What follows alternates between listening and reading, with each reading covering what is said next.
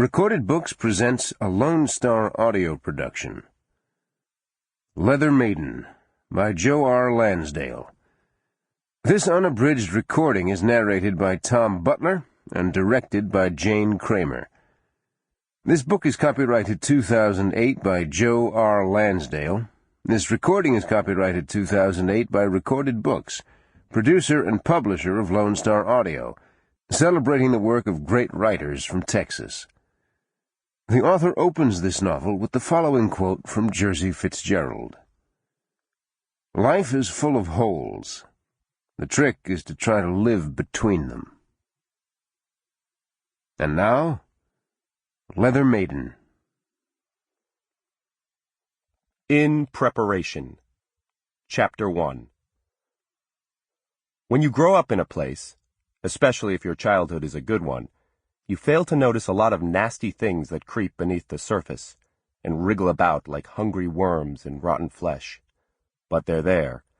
Sometimes you have to dig to discover them, or slant your head in just the right direction to see them. But they're there all right. And the things that wriggle can include blackmail, mutilation, and murder. And I can vouch firsthand that this is true.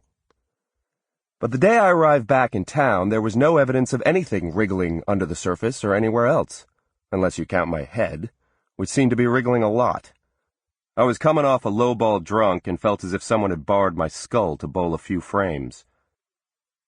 As I drove through Camp Rapture, over the railroad tracks and past the dog food factory, I told myself I would never drink again. But I had told myself that before. It was a bright day, the sunlight like a burst egg yolk running all over the sidewalk and through the yards, almost snuffing out the grass with its heated glory and causing everything to be warm and appear fresh.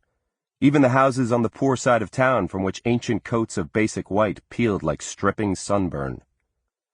I tooled along with my eyes squinted to keep out some of the summer light, eased by Gabby's veterinarian office and tried not to rubberneck too much, and passed on. I finally drove up to the Camp Rapture report, got out and stood by my aging car and looked around and hoped maybe this time things were going to be better.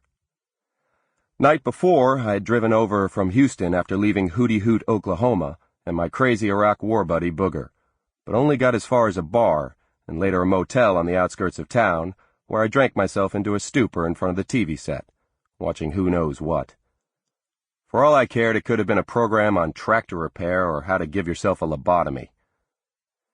Next morning, I awoke feeling like something had died in my mouth and something else had crawled up my ass. Sample complete. Ready to continue?